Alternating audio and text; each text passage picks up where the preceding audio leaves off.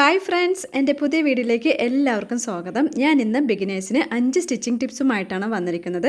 വളരെ യൂസ്ഫുള്ളായ 5 ടിപ്സാണ് ഞാനിവിടെ കാണിക്കാൻ പോകുന്നത്. അതുകൊണ്ട് വീഡിയോ മുഴുവനായിട്ട് കാണാൻ ശ്രമിക്കുക കേട്ടോ. എൻ്റെ വീഡിയോ ആദ്യമായിട്ട് കാണുന്നവരുണ്ടെങ്കിൽ ഒന്ന് ഫോളോ ചെയ്യണേ.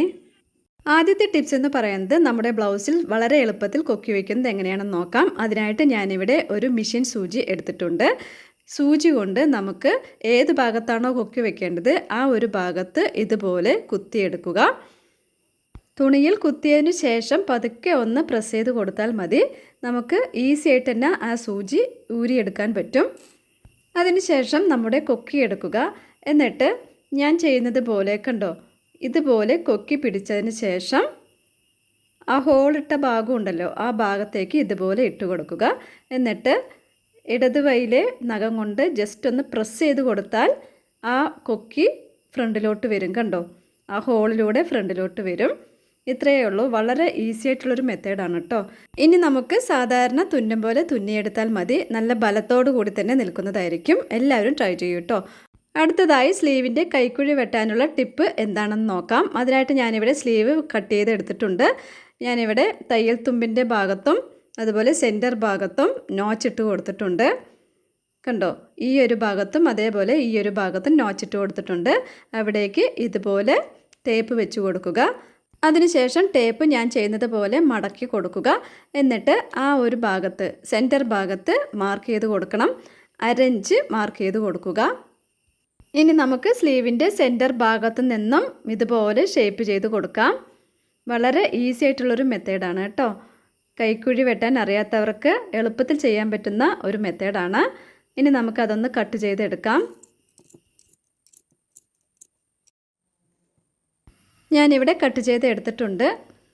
കണ്ടോ, വളരെ ഈസി ആയിട്ട് തന്നെ നമുക്ക് കൈക്കുഴി വെട്ടിയെടുക്കാവുന്നതേ ഉള്ളൂ. എല്ലാവരും ട്രൈ ചെയ്ത് നോക്കൂ കേട്ടോ. അടുത്ത ടിപ്പ് എന്ന് പറയുന്നത് മെഷീനിൽ സൂചി ഇടാൻ അറിയാത്തവർക്ക് വേണ്ടിയിട്ടാണ്. ഇതുപോലെ നമ്മുടെ മെഷീൻ സൂചി എടുക്കുക. എന്നിട്ട് അതിൽ ഫ്ലാറ്റായ ഭാഗവും ഉണ്ടാവും, ഇതുപോലെ കണ്ടോ ഉരുണ്ട് നിൽക്കുന്ന ഒരു ഭാഗവും ഉണ്ടാവും. മെഷീനിൽ സൂചി ഇടുമ്പോൾ ഫ്ലാറ്റായ ഭാഗം വേണം റൈറ്റിലേക്ക് വരാൻ, ഉരുണ്ട ഭാഗം ലെഫ്റ്റിലേക്കും വരണം. കണ്ടോ, ഞാൻ ചെയ്യുന്നത് പോലെ ഫ്ലാറ്റായ ഭാഗം റൈറ്റിലോട്ട് തിരിച്ച് ഇതുപോലെ വെച്ച് കൊടുക്കുക. എന്നിട്ട് ആ സ്ക്രൂ ടൈറ്റാക്കി കൊടുക്കുക. ഇത്രയേ ഉള്ളൂ. ഇനി നമുക്ക് അടുത്ത ടിപ്പ് എന്താണെന്ന് നോക്കാം. നമ്മൾ തുണി അളക്കുമ്പോൾ ടേപ്പ് ഉപയോഗിച്ചിട്ടാണ് അളക്കുക അല്ലേ? അതിൽ ഇഞ്ച് ഭാഗവും ഉണ്ട്, അതുപോലെ മീറ്റർ അളക്കുന്ന ഭാഗവുമുണ്ട്.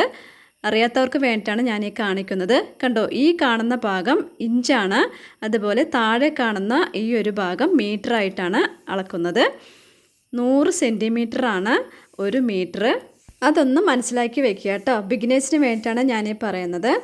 നമ്മൾ തുണി മേടിക്കുമ്പോൾ 1 മീറ്റർ അല്ലെങ്കിൽ 1.5 മീറ്റർ എന്നൊക്കെ പറഞ്ഞിട്ടായിരിക്കും വാങ്ങിക്കുക. അപ്പോൾ അത് അറിയാത്തവർക്ക് വേണ്ടിയിട്ടാണ് ഞാനീ കാണിക്കുന്നത് കേട്ടോ. സ്റ്റിച്ചിങ് പഠിക്കുന്നവർ നിർബന്ധമായും അറിഞ്ഞിരിക്കേണ്ട ഒരു കാര്യം കൂടിയാണ് കേട്ടോ. അടുത്ത ടിപ്പ് എന്ന് പറയുന്നത് സ്ലീവിൽ എലാസ്റ്റിക് വെച്ച് സ്റ്റിച്ച് ചെയ്യുന്നത് എങ്ങനെയാണെന്ന് നോക്കാം. ഞാനിവിടെ സ്ലീവ് കട്ട് ചെയ്ത് എടുത്തിട്ടുണ്ട്. അതിനുശേഷം തുണിയുടെ ചീത്തവശം എടുക്കുക. എന്നിട്ട് ഒന്ന് മടക്കി ഇതുപോലെ സ്റ്റിച്ച് ചെയ്ത് എടുക്കുക.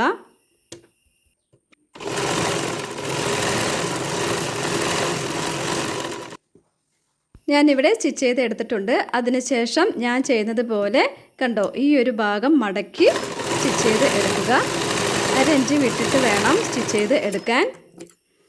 എന്നിട്ട് തുണി നിവർത്തിയ ശേഷം നമ്മുടെ എലാസ്റ്റിക് എടുക്കുക. കണ്ടോ, ഇതുപോലെ വീതി കുറഞ്ഞ എലാസ്റ്റിക് മേടിക്കാൻ കിട്ടും. അതൊന്ന് എടുക്കുക. എന്നിട്ട് ഈ ഒരു ഭാഗത്ത് വെച്ച് കൊടുത്തതിന് ശേഷം ഇവിടെ നിന്ന് സ്റ്റിച്ച് ചെയ്ത് കൊടുക്കണം. ഞാൻ ചെയ്യുന്നത് പോലെ സ്റ്റിച്ച് ചെയ്ത് കൊടുക്കുക. സ്റ്റിച്ച് ചെയ്ത് തുടങ്ങുമ്പോൾ കെട്ടിട്ടിട്ട് വേണം സ്റ്റിച്ച് ചെയ്ത് തുടങ്ങാൻ.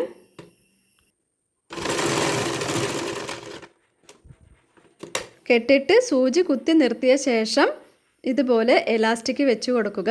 എലാസ്റ്റിക് വലിച്ച് പിടിക്കണം. എന്നിട്ട് വേണം സ്റ്റിച്ച് ചെയ്ത് കൊടുക്കാൻ. വീഡിയോയിൽ കാണുന്നത് പോലെ സ്റ്റിച്ച് ചെയ്ത് കൊടുക്കുക.